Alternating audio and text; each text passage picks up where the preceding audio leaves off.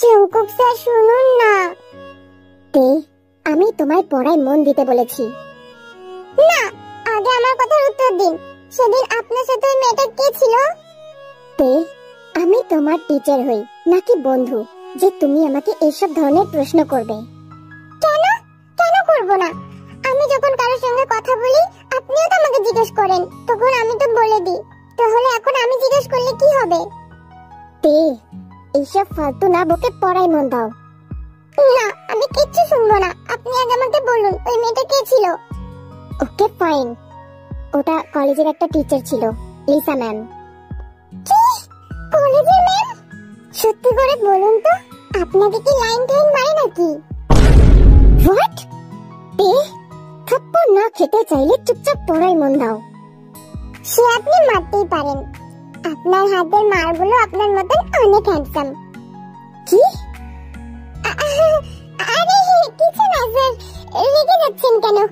আপনিও না ছোট ছোট জিনিসে রেগে যান। আমি তো মজা করছিলাম। অনেক হয়েছে তে, এবার পড়ায় মন দাও, না হলে কিন্তু আমি আঙ্কেলকে বলতে বাধ্য হব।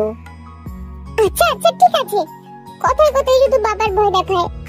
বাবার ভয় দেখাবেন না তো, আমি পড়ছি তো। তে প্রায় অনেকটাই ছোট, অনেকটা মানে অনেকটাই, সবাই ক্লাস 9 এ পড়ে।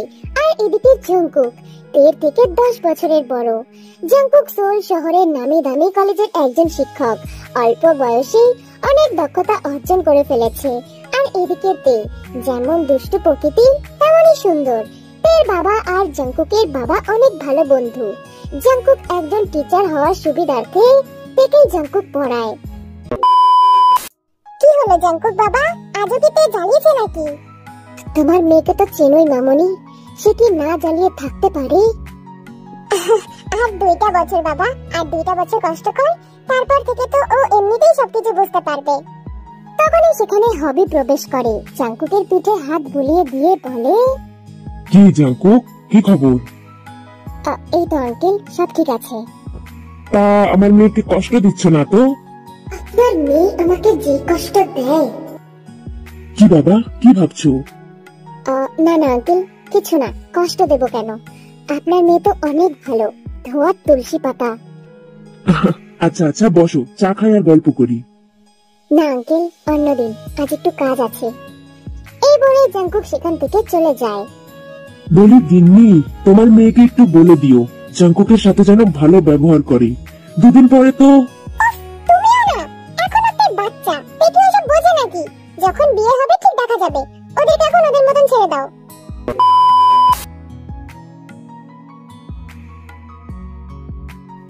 আরে জিমিন, জানিস তো উনি লিসা ম্যামের সঙ্গে কথা বলছিল। আমার না কেমন ডাউট হচ্ছে যে ওদের ভিতর কিছু নেই তো। হ্যাঁ রে তে, আমারও তাই মনে হয়, ওদের মধ্যে নিশ্চয়ই কিছু চলছে। জিমিনা, আমি তোকে ফোন করলাম যাতে আমার মন ঠিক হয়, আর তুই আমাকে আর ফোন করবি না। আরে আরে তুই রেগে যাচ্ছিস কেন? আমি বুঝি তোর ব্যাপারটা, কারণ ওই যে সুগা স্যার আছে না, উনি তো সবসময় ম্যামদের সাথে কথা বলে, তাহলে ভাব আমার কেমন লাগে। আরে বান্ধবী, আমার আর তোর একই অবস্থা, এই ছেলেগুলো বোঝেই না।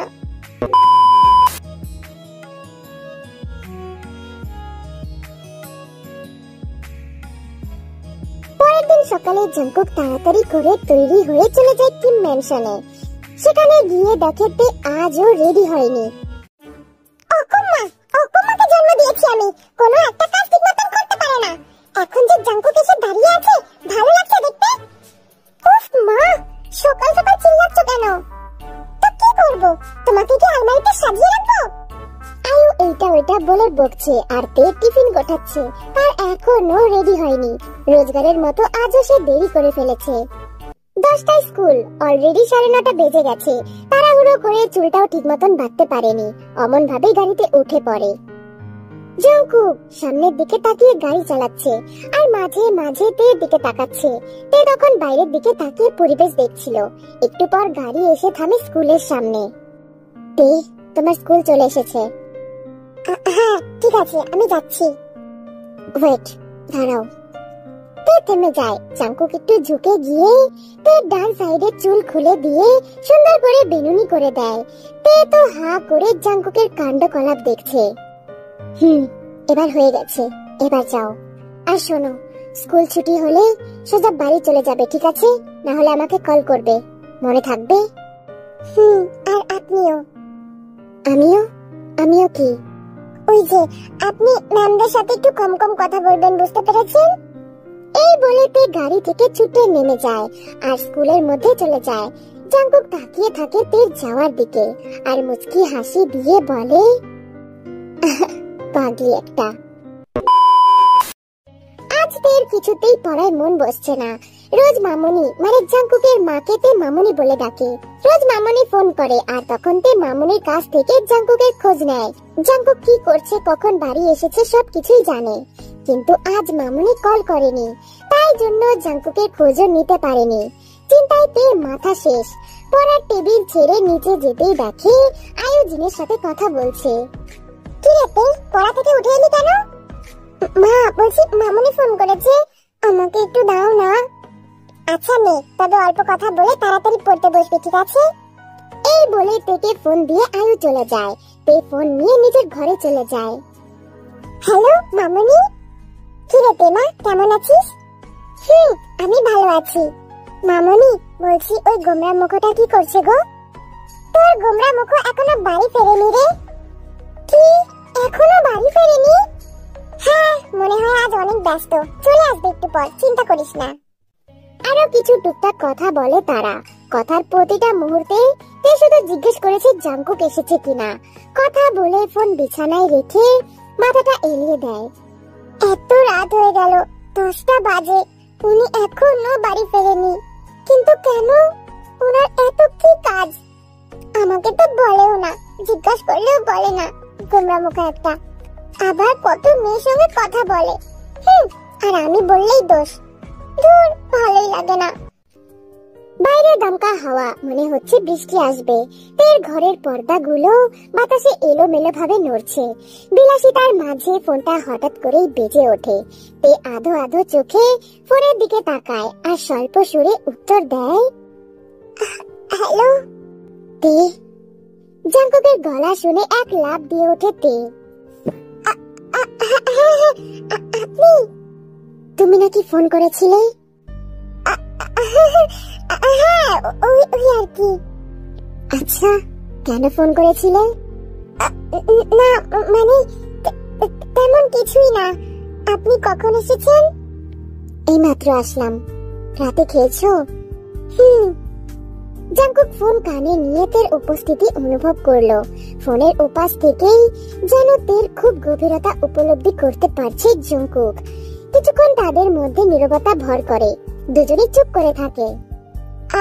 স্যার, আপনি কি ঠিক আছেন? শুধু মাথাটা একটু ব্যথা করছে। ইস, আমি যদি আপনার কাছে থাকতাম তাহলে নিশ্চয়ই আমি আপনার মাথায় হাত বুলিয়ে ঘুম পাড়িয়ে দিতাম। আচ্ছা ঠিক আছে, কিছু খেয়ে ওষুধ খেয়ে নিন।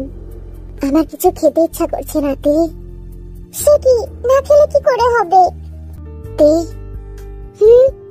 জাঙ্কুক কিছুক্ষণ চুপ করে থাকে আর কিছু একটা ভেবে দীর্ঘশ্বাস ফেলে বলে, তে, অনেক রাত হয়েছে, ঘুমিয়ে পড়ো। আর যে পড়াগুলো দিয়েছি সকালে মুখস্থ করে রেখো, কাল গিয়ে ধরবো। কি? আরে হ্যালো স্যার। হ্যালো। কেটে দিল। অসভ্য স্যার একটা, সব সময় শুধু পড়া আর পড়া, আর পড়া ছাড়া কিছু নেই। আনরোম্যান্টিক স্যার একটা। কিছু মাস পরে তের পরীক্ষা, সেই কারণেই এখন থেকে জাঙ্কুক একদম কড়া নজর বন্দি করে রেখেছে। খাওয়ার সময় পড়া, ঘুমানোর সময় পড়া, বাইরে গেলে পড়া, চোখ বন্ধ করলেও পড়া, আর চোখ খোলা থাকলেও পড়া। এইসবের কারণে তে জাঙ্কুকের প্রতি একদম অতিষ্ঠ হয়ে পড়েছে। 2 দিনেই মেয়েটা একদম নাওয়া খাওয়া বাদ দিয়ে পড়াশোনায় মন দিয়েছে। কারণ শুধুমাত্র জাঙ্কুক আগে যেমন শান্ত ছিল, এখন যেন আগের থেকেও শতগুণ গম্ভীর হয়ে গেছে। কোনো সময় তের হাত থেকে বই নামাতেই দেয় না। রোজগারের মতো আজও জাঙ্কুক থেকে স্কুলে পৌঁছে দেওয়ার জন্য রওনা দিয়েছে। গাড়ির মধ্যেও তের হাতে বই, কারণ পাশে জাঙ্কুক। জাংকুক বসে থাকার কারণে তে হাত থেকে বই নামাচ্ছে না, কারণ তে জানে বই নামালেই তের কপালে কষ্ট আছে। তে, তোমার স্কুল এসে গেছে, যাও সাবধানে যাবে, ঠিক আছে? আর মন দিয়ে ক্লাস করবে। তে নেমে যেতে চাইলেও জাংকুক তের হাতটা শক্ত করে ধরে নিজের দিকে ঘোরায়, কপালে একটা সফট কিস করে আর বলে, তে, ছুটি হলে আমার জন্য অপেক্ষা করো, আমি নিতে আসবো। একা যাওয়ার কোনো দরকার নেই, মনে থাকবে? তে জাংকুকের দিকে এক নজরে তাকিয়ে থাকে। মনে মনে ভীষণ ভালো লাগছে, কিন্তু প্রকাশ করতে পারছে না। ঠিক আছে, এখন যাও, আমি নিতে আসবো। তে গাড়ি থেকে নামতেই জাংকুক সেখান থেকে চলে যায়। কি রে তে, তুই কি অবস্থা করেছিস তোর শরীরে? ও কিছু না, সামনে পরীক্ষা তো, তাই পড়াশোনায় মন দিয়েছি। আরে তে, পরীক্ষার এখনো 2 মাস বাকি। জানিস না, আমার জীবনে একজন যমরাজ আছে, তার জ্বালায় কি শান্তি আছে নাকি? তুই জানিস, খেতে গেলেও বই আর শুতে গেলেও বই। এমনকি তুই জানিস, গোসল করতে গেলেও আমি বই নিয়ে যাই। এটাও কি জাংকুক ভাইয়া বলেছে? আরে না, আমার ভয় করে, উনি হুটহাট আমাদের বাড়ি চলে আসে। যদি আমার হাতে বই না রাখে তাহলে আমি শেষ। উফ, ভাগ্যিস আমার জীবনে এমন কেউ নেই, না হলে আমার জীবন টানা টানা হয়ে যেত। এখন মনে হচ্ছে কাকে ভালোবেসেছি, জীবনটা শেষ হয়ে গেল। আচ্ছা, অনেক কথা হয়েছে, এখন ক্লাসে চল।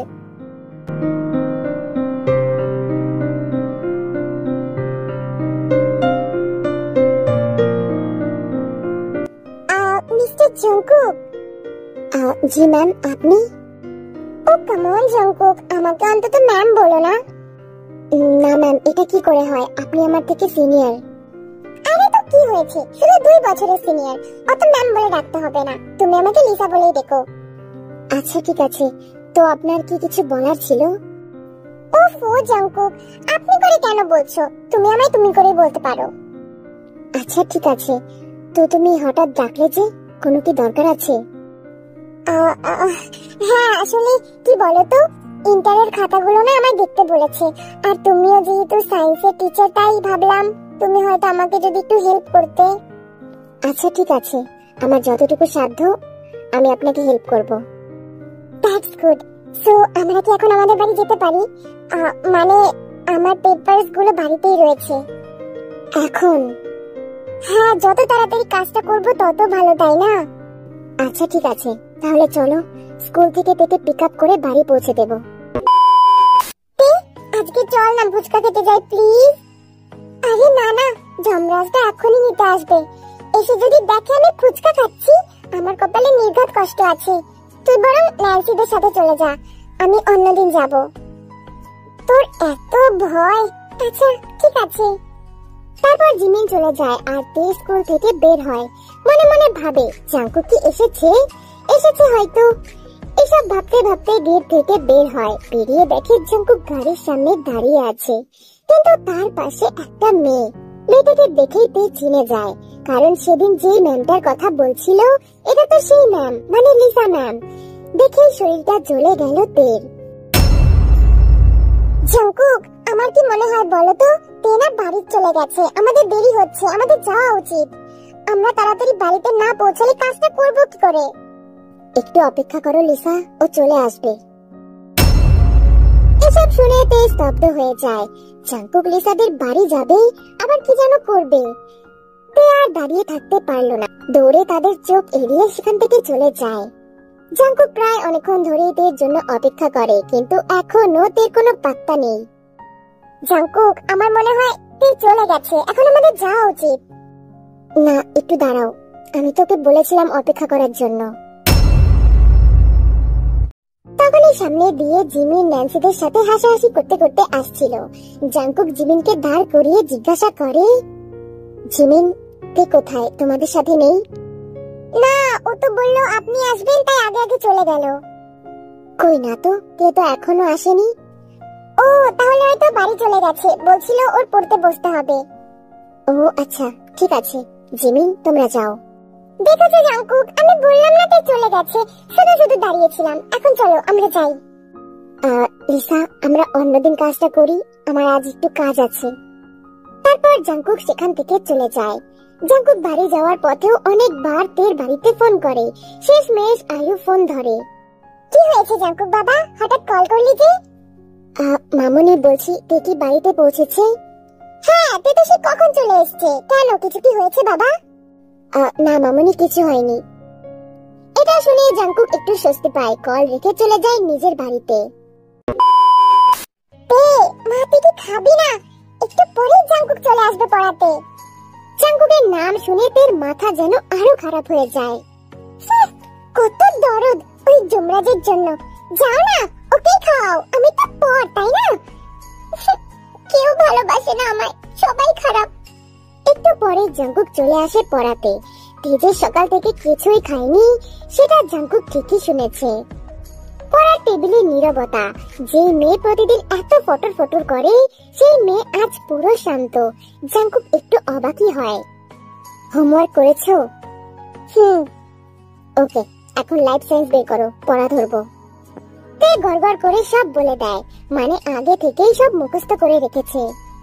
আরে বাহ, বেশ ভালো উন্নতি হয়েছে দেখছি। আমাকে তোমার থ্যাঙ্কস জানানো উচিত। কেন? পড়াগুলো কি আপনি এসে মুখস্থ করে দিয়ে গেছেন? এগুলো তো আমিই পড়েছি। না, মুখস্থ তো তুমি করেছো, কিন্তু আমার ভয়েই তো করেছো, তাই না? জি না ভাইয়া, এটা আমি আমার ট্যালেন্ট দিয়ে করেছি, ঠিক আছে? কি ভাইয়া? এই, তুমি আমাকে কোন সাহসে ভাইয়া বলো? আমি তোমার স্যার। আমার যা খুশি আমি তাই বলবো, আমার মুখ। আমি ভাইয়া বলবো না স্যার বলবো, সেটা আমার ব্যাপার। উন্নতি একটু বেশি হয়ে গেছে দেখছি, অনেক বেয়াদব হয়ে গেছো। হ্যাঁ হবই তো, আমি তো আর রাস্তায় বলতে গিয়েও চুপ হয়ে গেল তে। কি কি বললে? রাস্তায় দাঁড়িয়ে? না কিছু না, তাড়াতাড়ি পড়ান, আমার আবার পড়তে বসতে হবে। জাঙ্কুক অবাক হবে নাকি খুশি হবে বুঝতে পারছে না। পড়ানো শেষ করে জাঙ্কুক বাড়ি চলে যায়, আর এদিকে তে আবার বইয়ে মুখ গুজে বসে থাকে।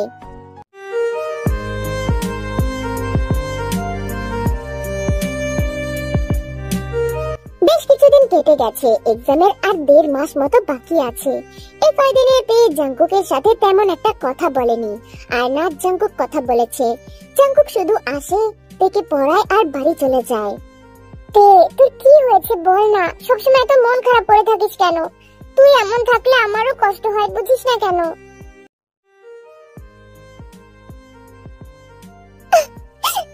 জিমিন, আরে তে কি হয়েছে, কান্না করছিস কেন? তুই জানিস জিমিন, ওই যমরাজ আমাকে একটু ভালোবাসে না। আমি যে এত দিন ধরে রাগ করে বসে আছি, তার কোনো হুঁশই নেই। আমাকে একবার জিজ্ঞাসা করে না যে তোমার কি হয়েছে। জিমিন, আমি এবার কি করব বল না। ও এই ব্যাপার, তুই তো জানিস তে, দাদা মানুষ একটু বোঝে কম। এবার তুই ওকে পরীক্ষা কর, বুঝলি উনি তোকে ভালোবাসে কিনা। হ্যাঁ মানে? দেখ, যে ভালোবাসে সে তার প্রিয় মানুষের পাশে অন্য কাউকে সহ্যই করতে পারে না। যেমন তুই ওনার পাশে কাউকে সহ্য করতে পারছিস না, তেমন তুইও ওনাকে একটু জেলাস ফিল করা। যদি উনি জেলাস হয় তাহলে উনি তোকে নির্ঘাত ভালোবাসে। কিন্তু কি করে? তুই ওনাকে দেখিয়ে দেখিয়ে একটা প্রেম কর, তারপরে দেখবি কেমন জ্বলে। এই কথা শুনে তোর মাথায় হাত ঢোক গিলে বলে, জিমিন তুই কি পাগল নাকি? আমি সামান্য রাস্তায় যাই বলে আমাকে বকে উদ্ধার করে দেয়, আর প্রেম করলে আমাকে খেয়ে ফেলবে। আরে সত্যি সত্যি প্রেম করতে বলছি নাকি, শুধু তো নাটক করতে বলেছি, তাহলে তো বুঝতে পারবি উনি তোকে ভালোবাসে কিনা। কিন্তু জিমিন আমার ভয় লাগছে। কোনো কিন্তু না, আমি ছেলে খুঁজে দিচ্ছি, তুই শুধু জাঙ্কুক স্যারের সামনে নাটকটা চালিয়ে যাবি, ঠিক আছে? এরপর জিমিন সবকিছু থেকে বুঝিয়ে দেয়। তে তো ভয় কাট হয়ে গেছে, যদি একবার জাঙ্কুক জানতে পারে তাহলে তের উস্তার নেই। স্কুল ছুটি শেষে জাঙ্কুক থেকে নিতে আসে। তে চুপচাপ গাড়িতে গিয়ে বসে পড়ে। তে, ক্লাস কেমন হলো? ভালো হয়েছে। তে, এই কয়েকদিন অনেক পড়েছো, কাল তোমায় নিয়ে আমি একটা জায়গায় যাব।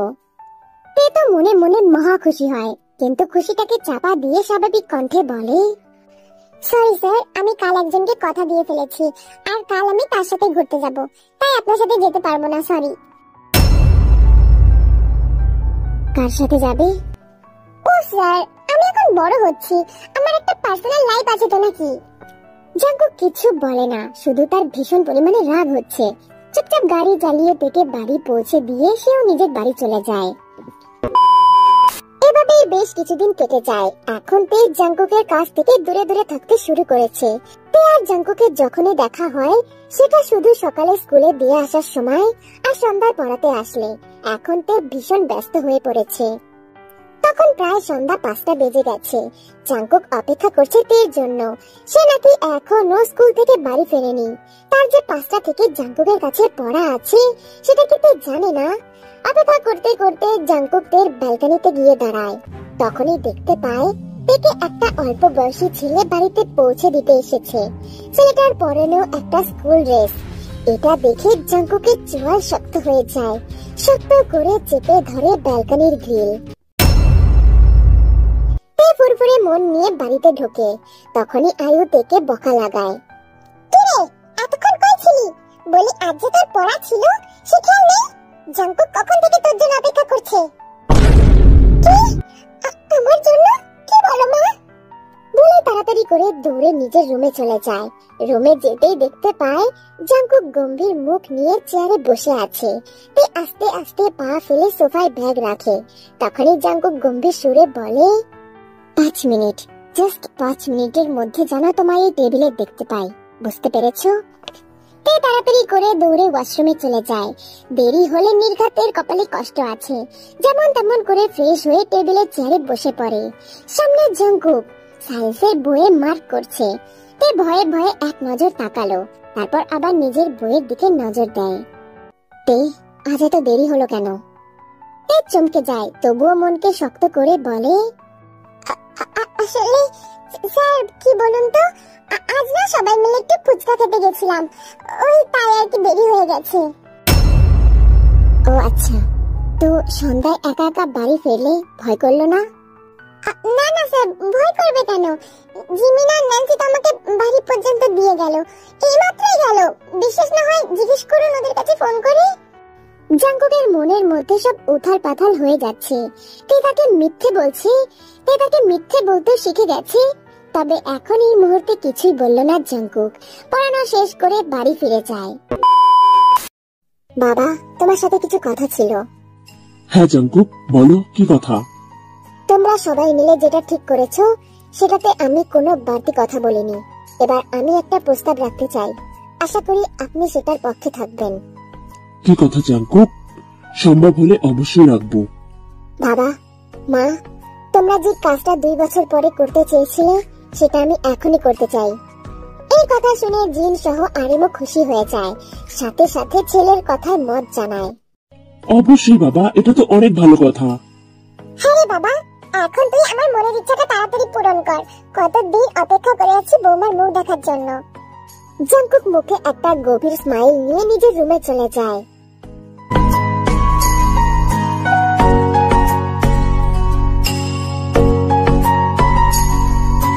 কি রে তে, দেখে কি বুঝলি? উনি কি জেলাস? দূর জিমিন, আমি তো কিছু বুঝতেই পারলাম না। ওনার মুখ দেখে বোঝার উপায়ও নেই। উনি নিজের মুখটা সবসময় এমন করে রাখে, দেখে কিছু বোঝার জন্য নেই। ওফো, তোর দ্বারা কিছু হবে না, ছাড়। তুই শোন, কাল আমি ইউনহাকে বলেছি গোলাপ দিয়ে তোকে প্রপোজ করবে। জাঙ্কুক স্যারের সামনেই করবে। তখন দেখবো দাদা কিভাবে জেলাস না হয়ে থাকতে পারে।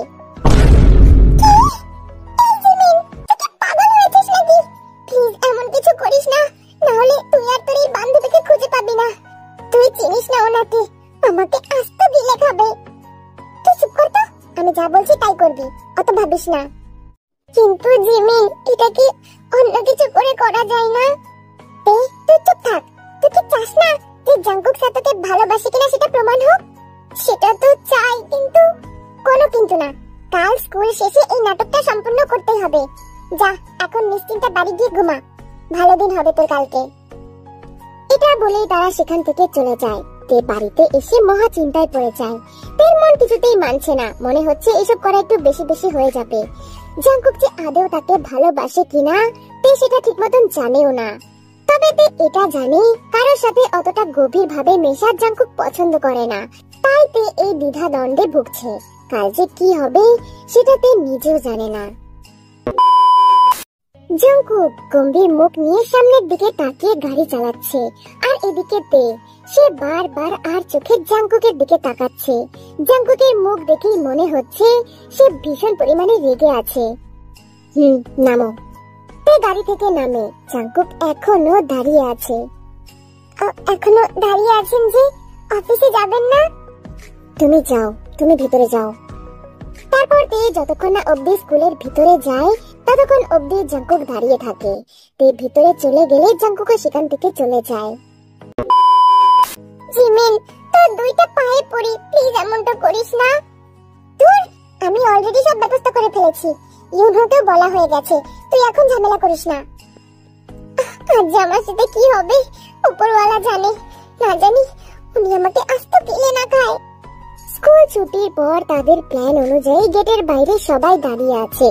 যখন দেখে জাঙ্কুক গাড়ি নিয়ে আসছে, সাথে সাথে তারা তাদের নাটক শুরু করে। ইউনহো হাঁটু গেড়ে তের সামনে বসে পড়ে।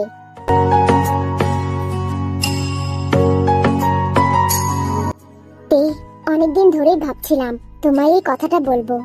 তে, তোমায় আমি অনেক পছন্দ করি। তে, I love you so much. Do you love me? You know, হয়ে গেছে তো, কাজ হয়ে গেছে, এবার ওঠো, নাটক শেষ করো। তে, এটা নাটক না, আমি সত্যি তোমাকে অনেক পছন্দ করি, তোমায় অনেক ভালো রাখবো। ওরে ইউনোর বাচ্চা, ওঠ রে, পিছনে যমরাজ দাঁড়িয়ে আছে। ওঠ রে বাপজান, নাহলে তোর কপালে কষ্ট আছে। ইউনো প্লিজ ওঠো, নাহলে আমি শেষ। ইউনো উঠে পড়ে। তে যেতে নিলেই ইউনো পিছন থেকে তাকে জড়িয়ে ধরে, আর এটা দেখে জাঙ্কুক আর নিজেকে আটকাতে পারে না। এসে ইউনোকে জোরে একটা ঘুষি মারে। তোর এত বড় সাহস, আমার বোর দিকে নজর দিস বলে বার কয়েকটা ঘুষি দেয়, আর তের হাত ধরে টানতে টানতে সেখান থেকে নিয়ে যায়। তুই এখনই কবুল বলবি।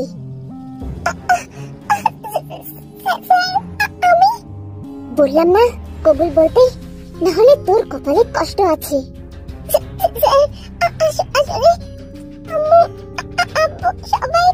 সবাইকে ছড়াই বিয়ে হবে। তে কবুল বল, আমাকে রাগাস না। তারপর তে ভয়ে ভয়ে কবুল বলে দেয়। বিয়ে সম্পূর্ণ হতেই জাঙ্কুক তাকে নিজের বাসায় নিয়ে যায়। হবে তো ভীষণ পরিমাণে রেগে গেছে। তার মেয়েকে তো সে এভাবে বিয়ে দিতে চায়নি, কিন্তু এখন যেটা হয়ে গেছে সেটা সকলেই মেনে নিয়েছে। বাসার ঘরে বউ সেজে বসে আছে তে। রাগে তার সারা শরীর লাল হয়ে গেছে। অসভ্য জমরাজ একটা, ভালোবাসে সেটা মুখে বলতে পারে না, ভীতু একটা। এভাবে কেউ তুলে এনে বিয়ে করে? বজ্জাত একটা, আসুক না, মজা দেখাচ্ছি। একটু পর জাঙ্কুক আসতেই তে গুটিসুটি হয়ে যায়। এতক্ষণ যেসব কথা বললো, জাঙ্কুকের উপস্থিতি টের পেয়ে তে যেন সবকিছু ভুলে গেছে। তার এখন ভীষণ পরিমাণে ভয় লাগছে। জাঙ্কুক দরজা বন্ধ করে তের কাছে এসে বসে। হাত দুটো ধরতে নিলেই তে ছিটকে দূরে সরে যায়। কি হলো এটা? সরি ভাইয়া, আমাকে টাচ করবেন না, আমি একজন বিবাহিতা মহিলা। আচ্ছা, তো আমার এই বিবাহিতা মহিলাটাকেই চাই। না দেখুন, আমার কাছে আসবেন না, আমার হাজবেন্ড আছে। হোয়াট?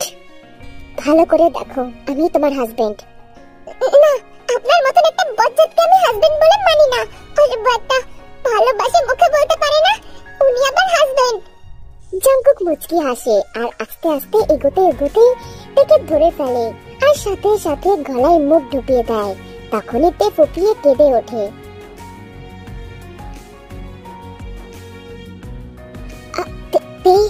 সোনা, কি হয়েছে জান? কান্না করছো কেন সোনা?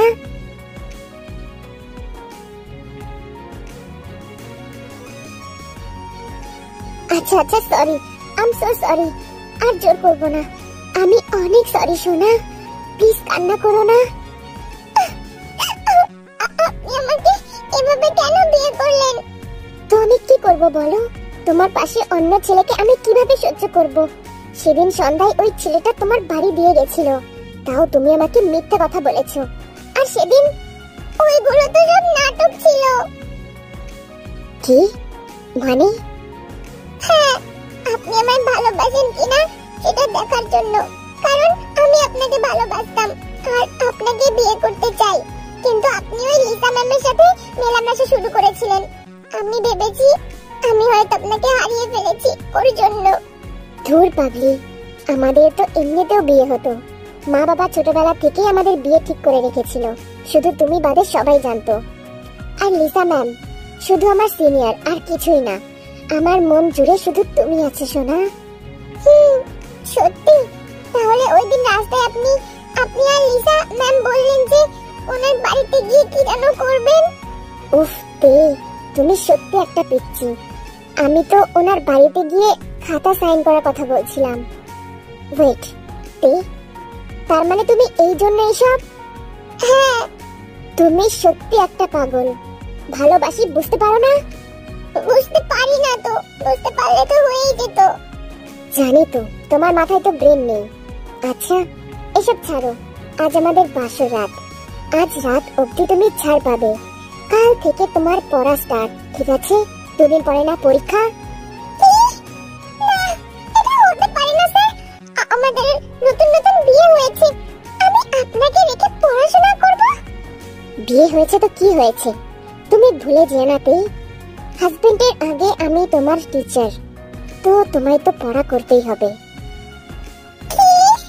তার মানে আপনি আগের মতোই জমরা যাচ্ছেন? কি কি বললে তুমি আমাকে? না না কিছু না। দেখুন, আমাকে এত পড়ার চাপ দেন কেন বলেন তো? আমি তো একটা প্রাণী, তাই না? আমার তো কষ্ট। চুপ, কোনো কথা বলবে না। এখন আসব বাসর করব, কাল থেকে পড়া স্টার্ট করবা। তার মানে আমার সারা জীবন এখন এটা সহ্য করতে হবে? আমি কোথায় ফেসে গেছি?